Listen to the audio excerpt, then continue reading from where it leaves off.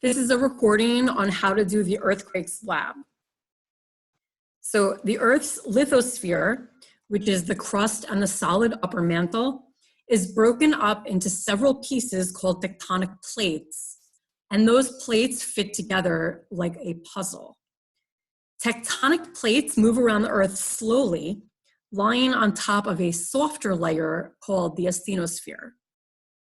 Plates meet at plate boundaries, where they may be colliding into each other, separating from each other, or sliding next to each other. The following map shows the different tectonic plates and locations of plate boundaries. So you see Eurasian plate, African plate, South American plate, Nazca plate, North American plate, and then the arrows all over the map show you if the plates are moving away from each other, like here, or if they're moving towards each other, like that, or if they're moving next to each other, but in different directions, opposite directions.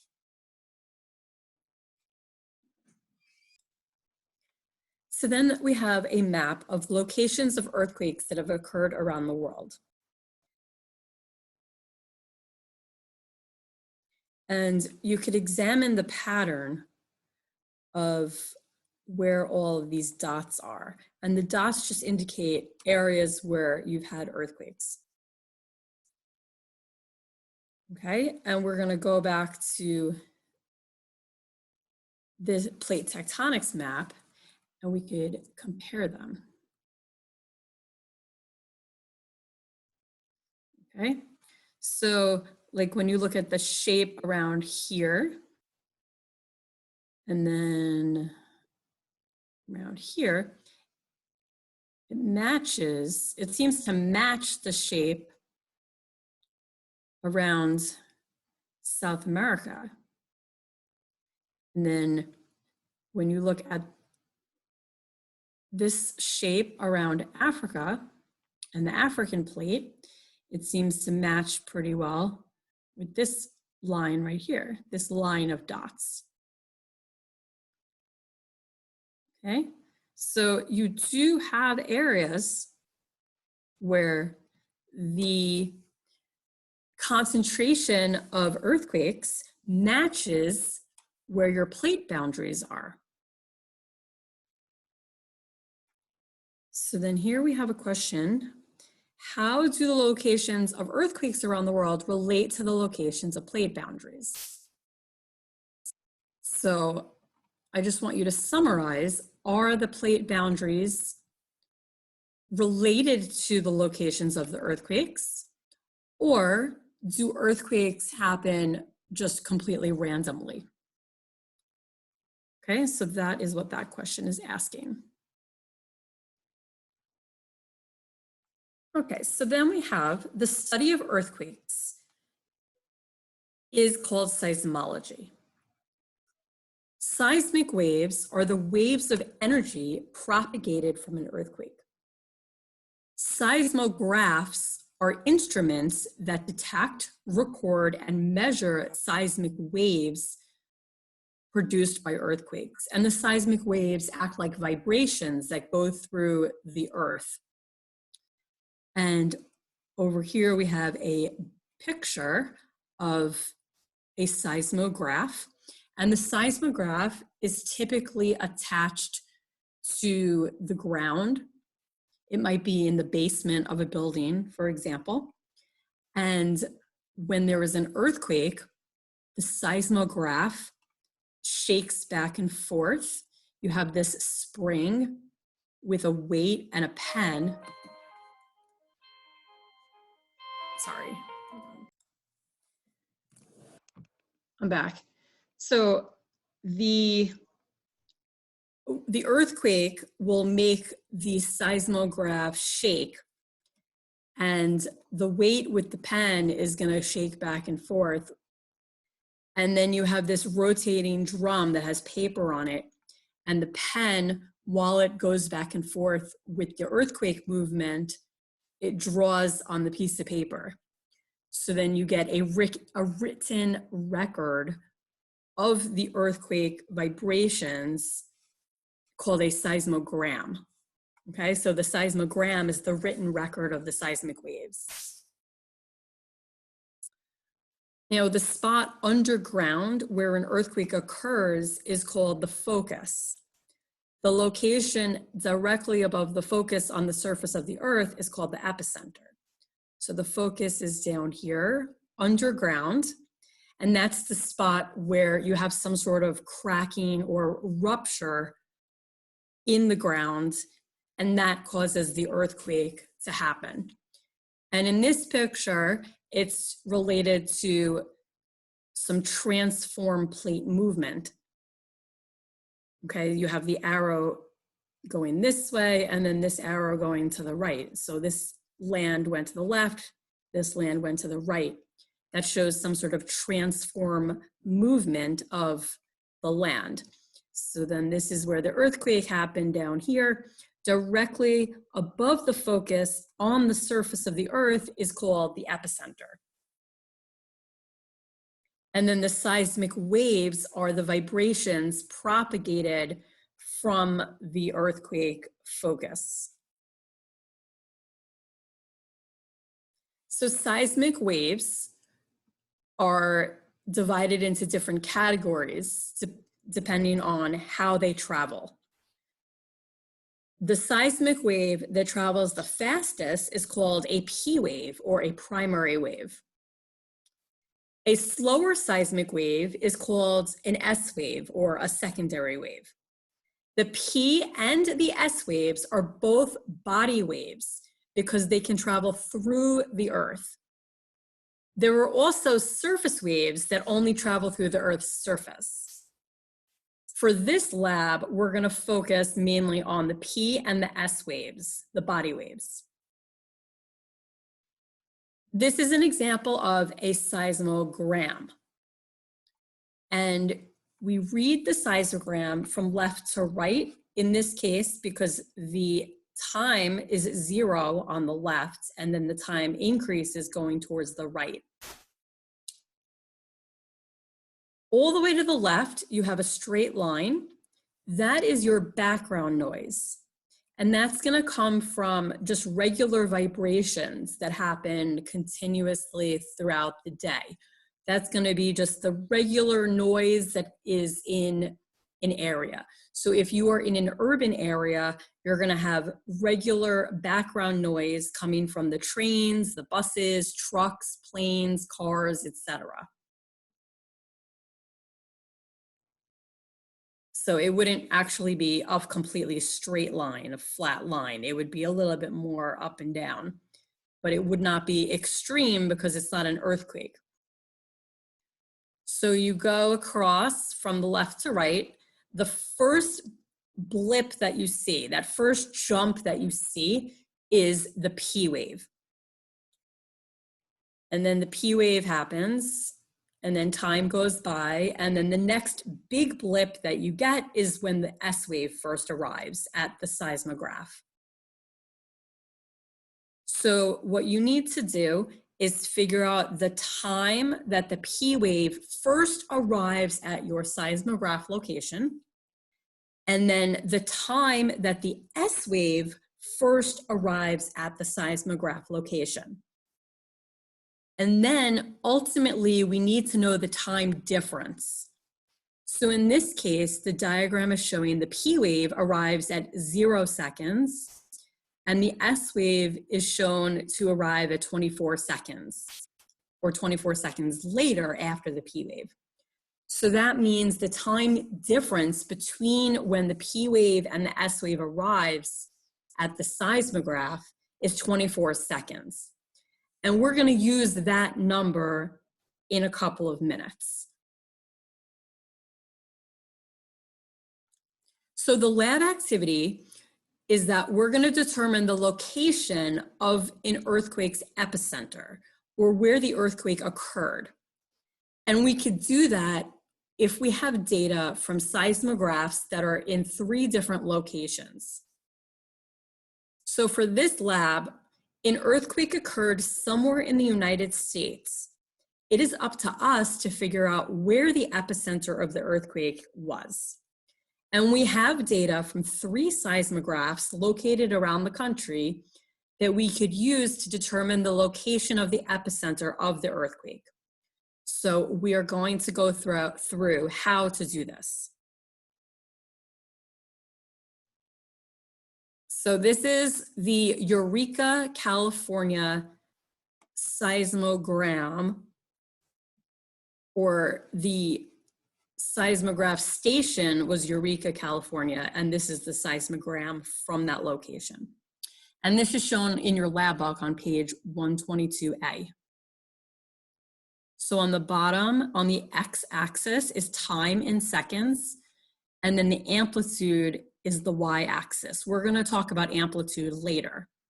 But for now, what we want to do is look at where the P waves and the S waves first arrive. So I just labeled where the P wave first arrives with this blue arrow, and it's labeled right here, P wave arrival. Okay, so right around here, that little spot right there. So then what you do is you look at the time on the bottom, and it's about 0 seconds. So next, we're gonna look for where the S wave first arrives. Okay, and again, to the left of the 0, that's your background noise. So you look for the first blip, and this blip is like a jump, but it actually goes down below this 0 amplitude here. It goes down. Sometimes the earthquake starts with the line going down, sometimes it starts with the line going up. So in this case, it starts going down like that, and that is at 0. Okay, so then here's your P wave, your P wave, your P wave, and then it kind of levels out kind of flat again. And then all of a sudden you have this jump again. So that is where your S wave is first arriving. So we can go ahead and label that. So this is the labeling of where the S wave first arrives. Okay, so we can look down at how many seconds that is. And it looks like it's about 50 seconds. Okay. So let's look what it says. It says, read the seismogram from left to right. Since the time begins at 0 on the left, start by marking on the seismogram when the P wave first arrived. At what time did the P wave first arrive at Eureka, according to the seismogram? And that was 0 seconds.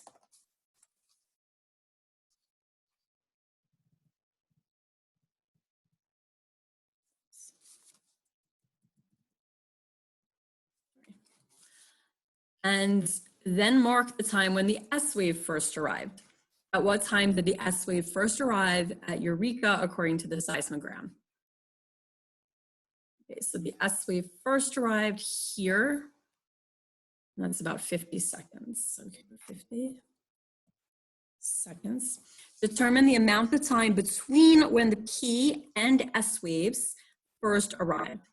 So it's the S wave arrival time minus the P wave arrival time. So that's 50 minus 0, which is 50. So 50 minus 0 equals 50.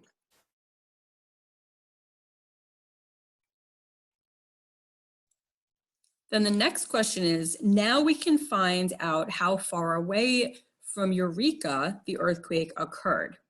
Use the S minus P graph on page 121 in the lab book to determine this distance to the epicenter. So I have the graph here, and the y-axis is time in seconds, and the x-axis is distance in kilometers, and then the actual line of the graph is the S minus P time versus distance. So here they're showing you an example. It says, if your S minus P time difference is 36 seconds. Then you go across 36 and you go down, and that would give you a 355 kilometer distance. So in our case, our answer was 50, right? We had 50 right here. So we're going to go across where it says 50, and you see where the 50-second line intersects with your S minus P line. And then you're gonna go down, and you could see these are going by 20s. So if this is 400, that's 420, 440, 460, 480, 500. So these numbers go by 40. Sorry, they go by 20, not 40. So I went ahead and drew the line going across 50. This is where it intersects, and then drew the line going down. And again, if these go by 20s, that's 420, 440, 460, 480, and that's 500. This looks like it's in between the 480 and the 500. So you could estimate your answer. You could put 485, 490, something like that. So now you could go ahead and do the other graphs, and you're going to write the results on the chart on page 122D. So 122D, it says Eureka, California, and then it says S minus P time interval. You would write 50 for 50 seconds. And then for distance from epicenter, you would write the number that you just got from here, which you could write 485 or 490, whatever you're getting on your graph.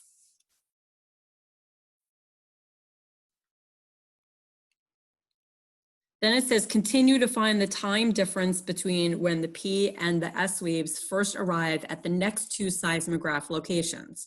That would be for Elko, Nevada, and Las Vegas, Nevada. And those seismograms are on pages 122B and 122C. So once you get the time interval for those two cities, then you could go ahead and find the distance to the epicenter using this graph here, which is also on page 121. Okay, so take a few minutes to do that. We now know how far away the earthquake happened from each of the three cities. We do not know exactly where the earthquake happened, though. For example, if an earthquake happened 400 kilometers from a city, then all we know is that it happened 400 kilometers away. We do not know what direction from the city it happened. So we don't know if it happened 400 kilometers to the east or to the west or the north or the northeast or whatever. All we know is it was somewhere 400 kilometers away. So then we have to draw a circle with a compass to show all the potential locations that are 400 kilometers away, all the potential locations where the earthquake may have happened. So the circle that we draw shows any spot 400 kilometers away. So this diagram here shows a circle drawn around Riverhead, New York. So an earthquake happened a certain distance away from Riverhead, but we don't know what direction. So we just draw the circle, the distance that we find out, okay? This is just hypothetical. There's no actual distance. It's just a specific distance that we found from the graph on page 122. So now we need two more seismograph locations from two other cities so that we could draw their circles and then see where the circles meet. So now we have the bottom diagram here shows the three circles drawn in from three different cities. So we have Riverhead is the red circle, and then City A is marked by a purple circle. That's the distance to the earthquake that we find from City A. Again, this is hypothetical. And then we find the distance to the earthquake from City B, which is marked in blue. And then you see where the circles intersect. And where they intersect is where the earthquake happened.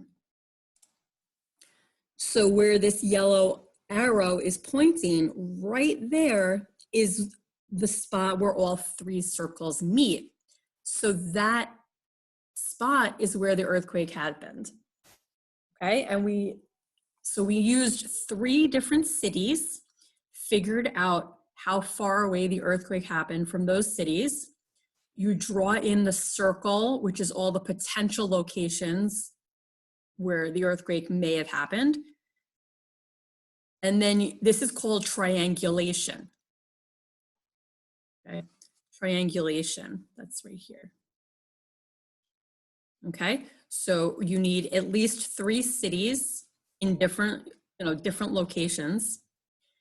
And then that is where the earthquake happened. So that's how you do this.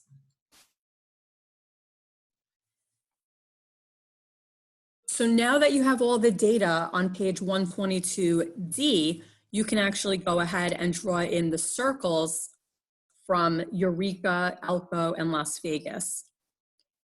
And you could draw those circles on the map on page 122E. So the way that you draw the circles with the compass is that you open the compass with one end on the 0 kilometers, and then the other end of the compass would be on the distance. And the distance would be, let's say, the 485 or the 490 kilometers, for example, would be for the Eureka. So you would open the compass that far. Whatever distances you got and wrote as your answers on page 122D. Okay, so that's how much you open the compass using this kilometer scale, because that's the numbers that we had. We're using kilometers. And the kilometers are broken down into tens on the scale.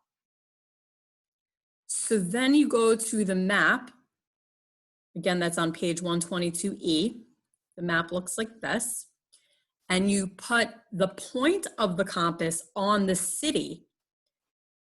So here's Eureka. You put the point on Eureka, and then the pencil would go here, 485 kilometers away, or 490, whatever number you use for Eureka.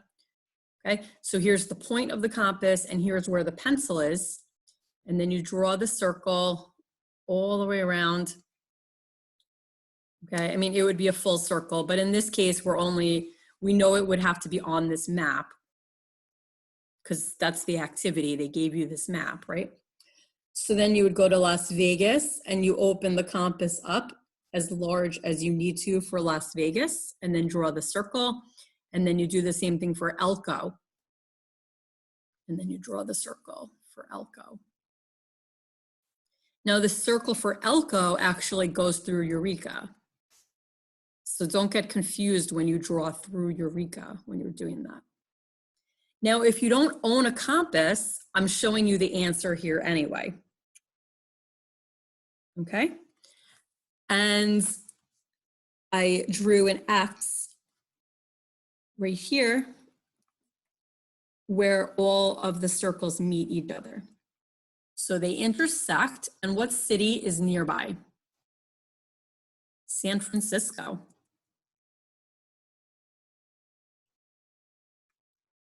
Okay, so on page 122D on the bottom, it says, where is the epicenter? So you would write, it's near San Francisco, or you could type it right here on the outline.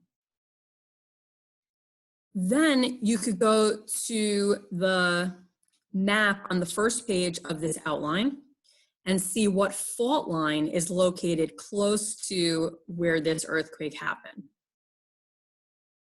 So we go to the first page here, and you look for the approximate location of San Francisco.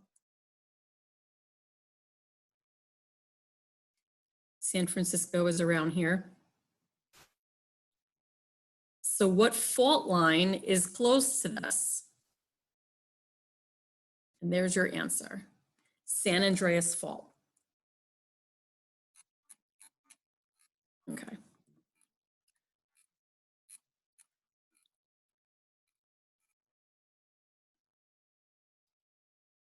So now we could work on determining the magnitude of the earthquake. So you're going to look for the highest S wave on each seismogram and determine the amplitude in millimeters. So we're going to look for the labeled diagram on page 2 of this outline, which shows us how to find the amplitude. So here we are on page 2 of this outline, and it shows you S wave amplitude equals 23 millimeters. So you have this line going across the page, and then from that line, you see how high the highest S wave goes. So in this case, the highest S wave is right here. And then it's measured using that y-axis, which is amplitude in millimeters. So you just see what that number is. So here we are at the Elko, Nevada seismograph information. And you see the highest S wave is right here. And then you look at what line that goes up to. It's the line just above 50. And then you could see that's 50, 60, 70, 80, 90, 100. So these go by tens. So if it's the first line higher than 50, then that answer would be 60. So the highest S wave amplitude for Elko would be 60 millimeters. So you're going to do that for all 3 locations. And then you'll fill in the answers on page 124. That's your S wave amplitude. Now the distance from the epicenter you already have on page 122D. So the numbers are going to be the same. All you need to do is rewrite those numbers. Then you're going to go to page 124.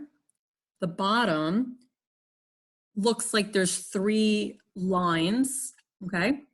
And on the left is the distance in kilometers, which you have. And on the right, you have amplitude in millimeters. I'll show you that. We'll scroll down a little.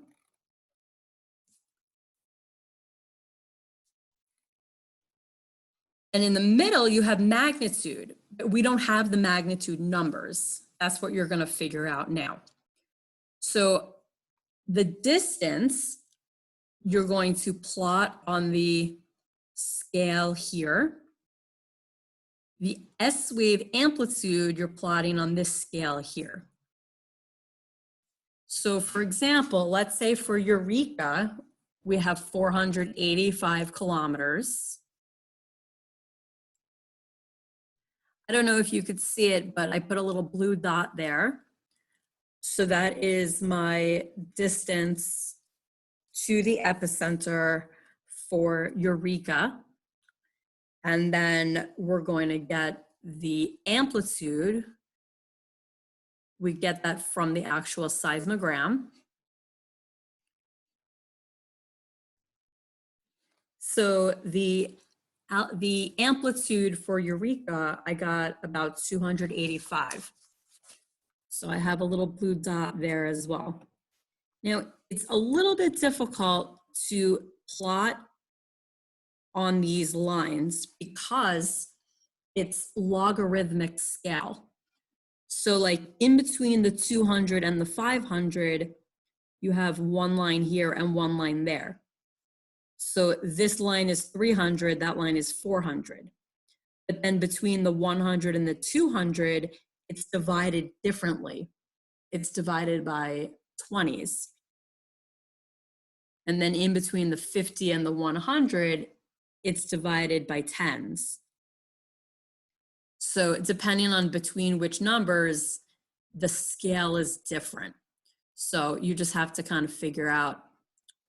So here, this is 200, 300, 400. If that's 300, I put the blue dot where I think 285 might be. Okay, so you're gonna try your best, but just keep in mind that the scale changes depending on where you are. Okay, so then you have this dot here and that dot there, and these are both for Eureka. So now all you need to do is connect those two dots. So now I've connected those two dots with a line, and now that is my Eureka line. So then you're gonna go ahead and do the same thing for Las Vegas and for Elko. And then you will see, where on the magnitude line in the middle, all three of the lines intersect. So you could already see where the Eureka line is going through. Okay, so that gives you like a hint of what the magnitude is already. But once you plot the other two lines, you'll see they all intersect at the same spot. And that number is the magnitude of this earthquake. So then you'll know the earthquake happened near San Francisco, and then you'll know the magnitude of it. Okay, so let me know if you have any questions. You could take some time now to do the lab.